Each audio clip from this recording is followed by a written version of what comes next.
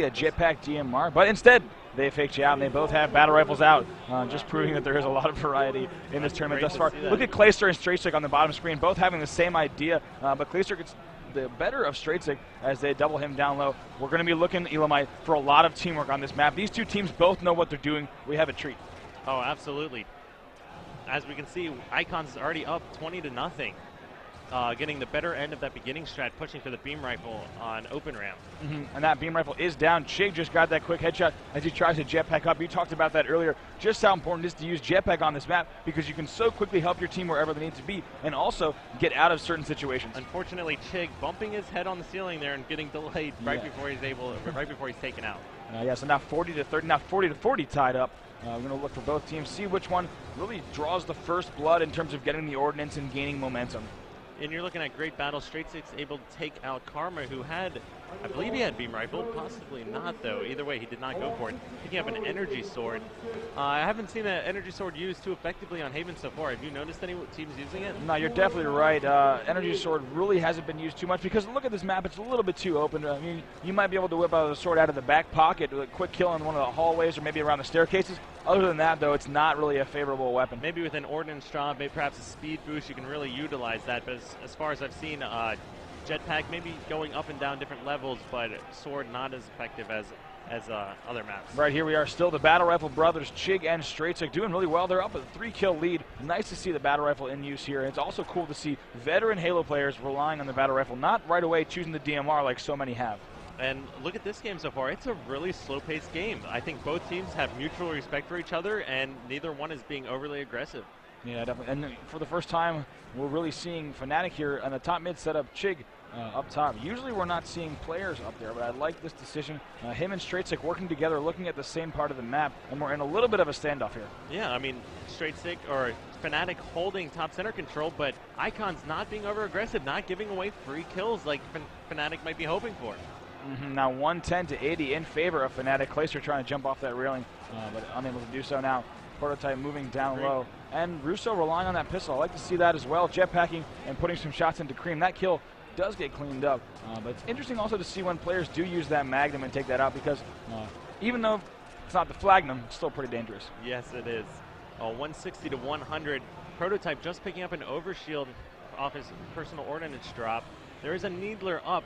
I would like to see some of these teams start using the Needler more. I really haven't seen it too much. Definitely. Now Prototype running into 3, and there's the needles right there. Bites him in the butt. A player jetpacked up with those needles. He definitely wasn't expecting that. He gets triple team. His overshield pretty much melted off immediately. And Cream now with the Saw. So now we have the Saw and the Needler in hands of Icons. They are truly using all the new weapons brought by Halo 4. Yeah, interesting. That, I mean, Cream is really challenging at mid-range battles with this Saw, and it's certainly effective at mid-range. However, I definitely, in these battles, I'm not sure why he'd be using the Saw. Certainly his primary weapon would be more effective at almost all of these battles. Right, yeah, talking about effective, its effective range is not that great, but however, it's so much firepower up close. Right. It's interesting to see how they're playing, too. I honestly feel like I can see some of his Gears of War history showing in his gameplay. As Clayster goes for a jump down to see what might be at the bottom of the map.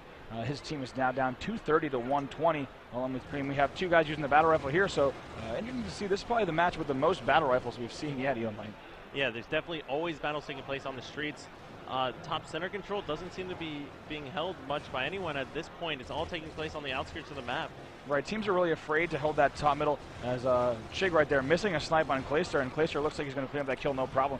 Probably going to sprint right away and try to get that beam rifle as he hops up. Stays on, nice job there by him. But I think, Elamite, the teams are a little bit hesitant to get up top because there's so many ways to access that area. For example, you have the lifts along with several ramps, and there's a lot of nooks and crannies.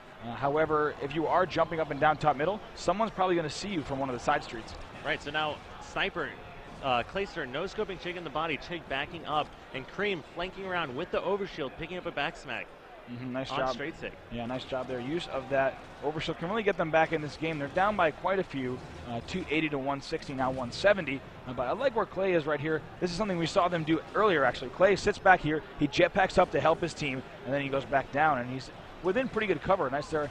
Hits a shot on Russo, and 2 players weak, so they might see a push here from Icons. What I'm seeing that I actually really like is although Icons is down by a significant margin, they don't look like they're playing really flustered. Right. They're still playing patiently. They're still working together, trying to get themselves back into this. And I really think that's testament to the fact that they're all veteran FPS players. You know, they've played on the MLG circuit in different games, and they know nothing good can come from getting upset. Or for some nice snapshot medal there from Clayster before he's taken out. So now it is an 11-kill game. Cream, like even now, straight Fnatic holding top center control, but Cream waiting for his teammates to spawn, putting shots down, staying alive, backing up, waiting for his shields to recharge. Yeah, interesting choice here from Cream as he's going to switch out this Magnum for the scatter shot, steals that ordnance, and we'll try to use that. Scatter shot pretty effective on this map, but you do have to roll with your team. Right here, let's see if we can get a kill. Someone just jetpacked right up and juke Cream. He's unable to whip out that scatter shot for a kill.